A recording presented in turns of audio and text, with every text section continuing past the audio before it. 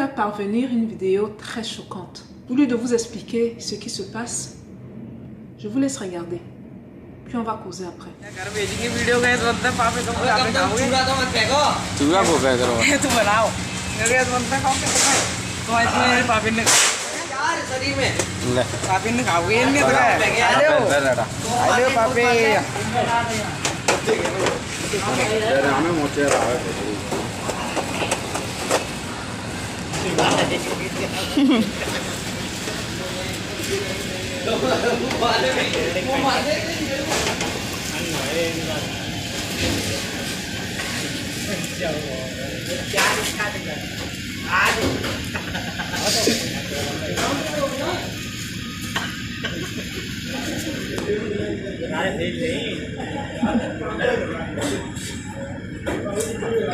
Donc dans cette vidéo, comme vous avez vu, je suis encore en train de la regarder hein, parce que j'ai du mal à croire que ce sont des êtres humains qui font ça. On a des gens qui fabriquent soit du pain séché, soit des biscuits. Au moment de conditionner les produits, donc d'emballer les produits, un jeune homme prend ses pieds et les met sur la nourriture. Puis il lèche. On est dans un monde à part quoi. On m'a envoyé ça, j'ai partagé ça dans un des petits forums. Et quelle était ma surprise quand certains de ces gens-là, parmi eux il y a des importateurs qui disent que parfois, pas tout le temps, mais parfois les produits destinés pour l'Afrique sont... Donc on sait qu'on envoie certains produits en Afrique là. On fait ça. Du point de vue hygiène et sanitaire, c'est alarmant. C'est très mauvais, les gars. Extrêmement mauvais. Bon, je ne suis pas sûre que pour ce produit bien précis, c'était destiné pour l'Afrique. Mais ce qui est sûr, après les retours que j'ai eu justement des gens qui faisaient partie du groupe WhatsApp dont je parle, ce sont des réalités. Est-ce que vous pensez que c'est le genre d'attitude que certains ouvriers peuvent avoir si les produits viennent en Occident? Vous pensez que ça peut arriver, sérieusement? Ou bien l'Afrique est devenue la poubelle de tout le monde? Et heureusement, aujourd'hui, il y a des cellulaires, il y a ce genre d'appareil pour filmer les choses et nous montrer beaucoup de choses. Imaginez s'il n'y avait pas ça.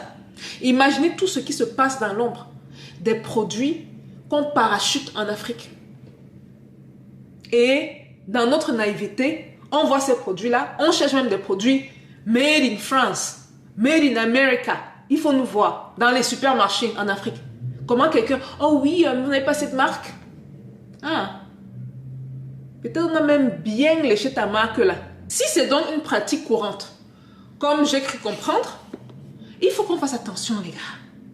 Et je pense que pour moi, en tout cas, quand j'ai vu cette vidéo, je me suis dit, une fois de plus, c'est une des raisons pour lesquelles nous devons produire ce que nous consommons. Et nous devons consommer ce que nous produisons.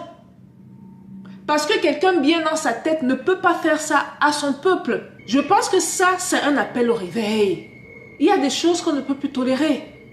Et je ne me base pas, je l'ai dit peut-être au départ, je vais risquer de me répéter, je ne me base pas sur cette vidéo précisément, je me base surtout sur le retour que j'ai eu des gens du forum.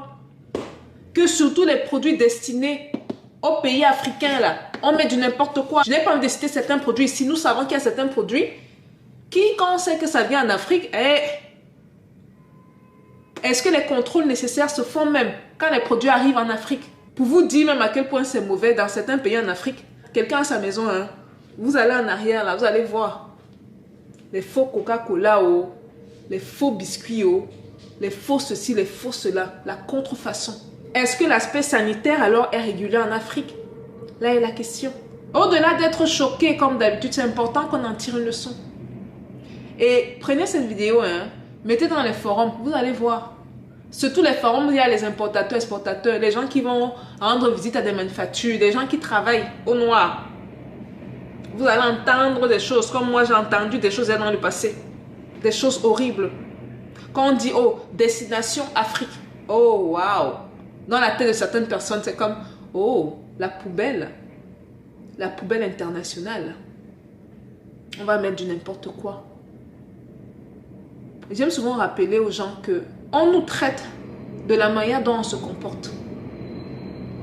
Laissez-moi répéter ça. On nous traite de la manière dont on se comporte. ici aux États-Unis, là, ici, là, vous pensez que on peut traiter les Américains n'importe comment?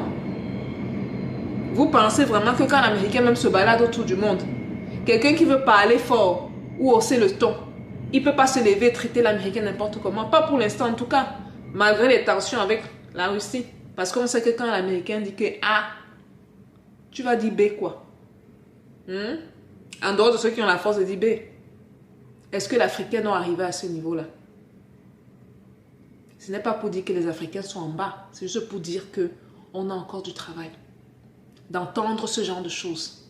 Dire que c'est normal que ça arrive en Afrique, il y a un problème. Et ce qui est même parfois un peu alarmant, c'est que, je ne sais pas où j'ai lu j'ai lu une étude là, qui disait que, je ne peux même pas vous dire, je vais faire peut-être une vidéo dessus. D'abord, il faudra que je trouve les statistiques, et il faut que je trouve les références. Je vais mettre les sources pour ceux qui veulent aller chercher. Que les produits ici en Afrique, c'est-à-dire que tu prends le même produit fabriqué dans un autre pays, un pays qui n'est pas africain, qui est consommé en Afrique, et c'est quoi l'exemple? En Europe et en Amérique, vous allez voir 3 standards à part. C'est comme si les produits destinés à l'Afrique sont des produits où, sachant qu'il n'y a pas de contrôle qualité rigoureux mené, parce qu'il y a des pays où tu payes les gens. Tu payes les gens pour qu'on empoisonne ton peuple. Et quelqu'un dit, ah, c'est pas très important.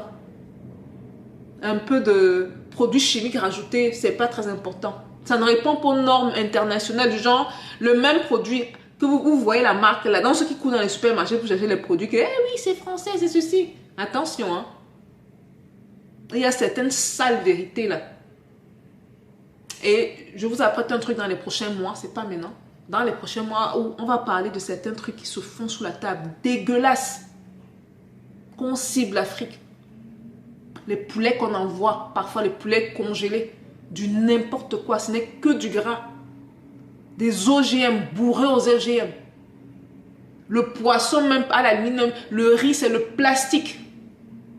L'Afrique, la poubelle du monde. Ça ne va jamais arriver si nous-mêmes on produit nos produits. Si nous-mêmes on décide d'apporter la solution à nos produits. Les jeunes qui écrivent, on reçoit tellement d'emails par rapport à ça.